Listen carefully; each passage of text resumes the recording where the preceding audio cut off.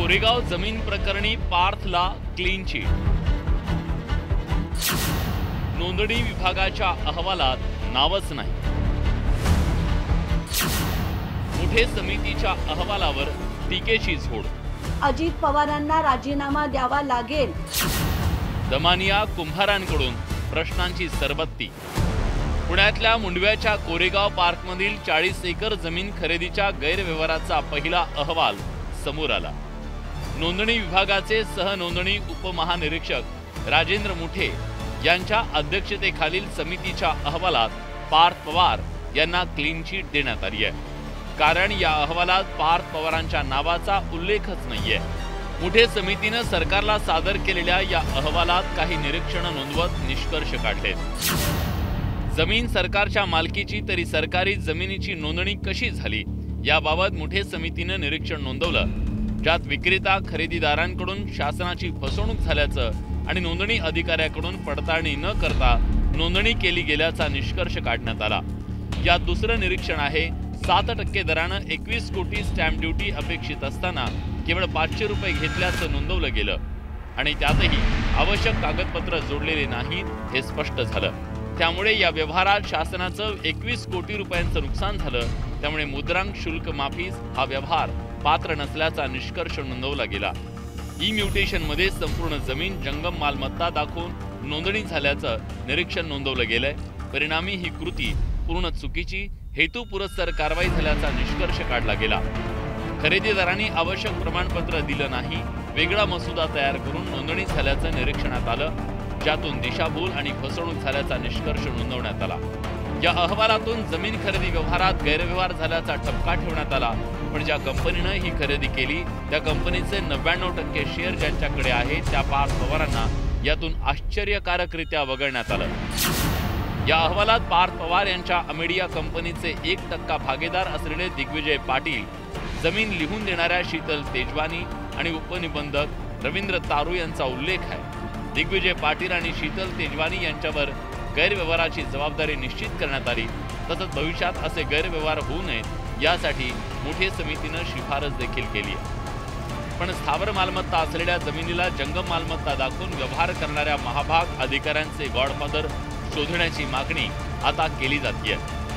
जमिनीला जंगम मालमत्ता समजणारं आपलं ऐतिहासिक जे पौराणिक पात्र आहे ते म्हणजे पवनपुत्र हनुमान। त्यानंतर तशी करामत फक्त महाराष्ट्रातले अधिकारीच दाखवत आहेत असं नक्की म्हणता येईल।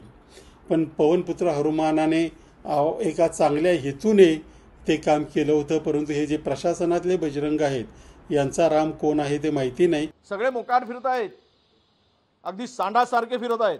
मोकाट म्हणजे पूर्ण स्टॅम्प ड्युटी चोरून, घोटाळा करून, सरकारी जमिनीची खरेदी विक्री करून। हे काय एसडीओना माहीत नाही, कलेक्टरला माहीत नाही, झोपले होते काय? कस्टडियन असतात जिल्हाधिकारी, तो पण इन्व्हॉल्व आहेत। सगळ्या राजकीय दबावापोटी झालेला आहे आणि अद्यापही तो व्यवहार घोषणा करून झाली, अद्यापही तो व्यवहार रद्द झाला नाही। काय अहवाल आणायचा आहे? सरकारने सुमोटो जायला पाहिजे। मुठे समितीच्या या अहवालावर सामाजिक कार्यकर्त्या अंजली दमान यांनी आक्षेप नोंदवत पुन्हा एकदा पार्थ पवार आणि अजित पवारांवर हल्ला चढवलाय। तसंच सूर्यकांत येवलेंच्या अटकेची मागणी दमान यांनी लावून धरली आहे। अमेडियाची माणसं, त्यांचे बाउन्सर, त्यांचे वकील तिकडे जाऊन त्यांनी दादागिरी केली। आज सकाळपासून मी या RTI साठी मी त्यांना आधी त्यांच्याकडनं पब्लिक डिस्क्लोजर खाली पोलीसकडनं मागणी केली, मग मी ईमेल पाठवलं, सकाळपासून त्यांना RTI पाठवून सगळं पाठवून झालं होतं। आत्ता माझ्या हातात हा कागद आला आणि हा महाराष्ट्राचं राजकारण नक्कीच यांनी ढवळून निघेल, कारण आता अजित पवारांना राजीनामा द्यावा लागेल आणि पार्थ पवार यांच्या CDR वरनं तात्काळ त्यांचा CDR मागवावा।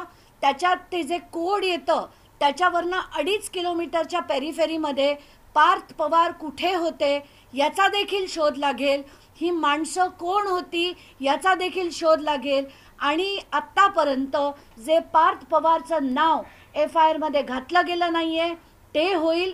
हे स्वयंघोषित समाजसेवक परदेशातून येऊन अजितदादावरती टीका करतात। या टीकेमागचं कारण फक्त त्यांचं रिचार्ज कुठेतरी झालं असेल म्हणून हे अजितदादावरती टीका करतायत। कोरेगाव पार्कमधील जमीन गैरव्यवहार प्रकरणावरून अजित पवारांची चांगलीच कोंडी झाली आहे। पण आधी पोलिसांनी आता मुठे समितीनं पार्थ पवारांचं नाव न घेता एक प्रकारे पार्थ पवारांना क्लीन चिट दिली आहे। त्यामुळे पुण्याचे पालकमंत्री आणि राज्याचे अर्थमंत्री असलेल्या अजित पवारांसाठी हा दिलासा मानला जातोय। पण ज्या पद्धतीनं हा तपास सुरू आहे त्यावर आता आक्षेप घेतला जातोय। त्यामुळे पुढे या प्रकरणात काय घडतं याचा अंदाज लोकांना येऊ लागलाय। शरद जाधव, न्यूज 18 लोकमत, मुंबई।